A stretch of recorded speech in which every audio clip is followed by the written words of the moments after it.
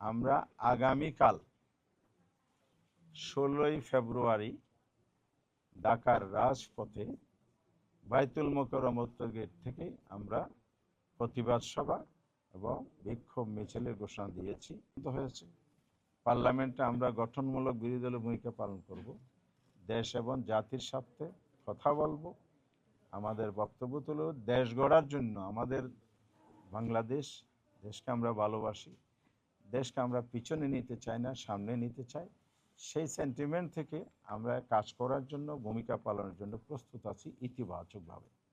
কিন্তু যদি এই ধরনের সহিংসতা অব্যাহত থাকে তাহলে অবশ্যই দেশ আবার পিছনের দিকে যাবে।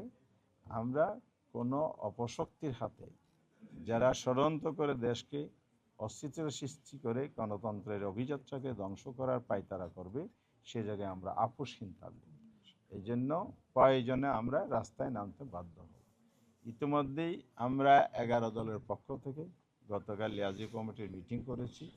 শীর্ষ নেতৃবৃন্দের সাথে আলাপ করে আমরা আগামীকাল 16ই ফেব্রুয়ারি ঢাকার রাজপথে বাইতুল মোকাররম উত্তর গেট থেকে আমরা প্রতিবাদ সভা এবং বিক্ষোভ মিছিলের ঘোষণা দিয়েছি। কারণ হচ্ছে এই সহিংসতা বন্ধ করতে হবে।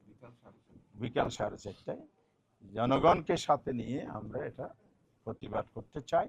এতে যে না থামে তাহলে আমাদেরকে রাজপথে আরো আগাতে হবে। আমরা চাই না রাজপথে রাজনৈতিক বিষয় সমাধান করতে হবে। দেশে একটি পার্লামেন্ট গঠিত হয়েছে, হয়তো 2 দিন পরে শপথ হবে।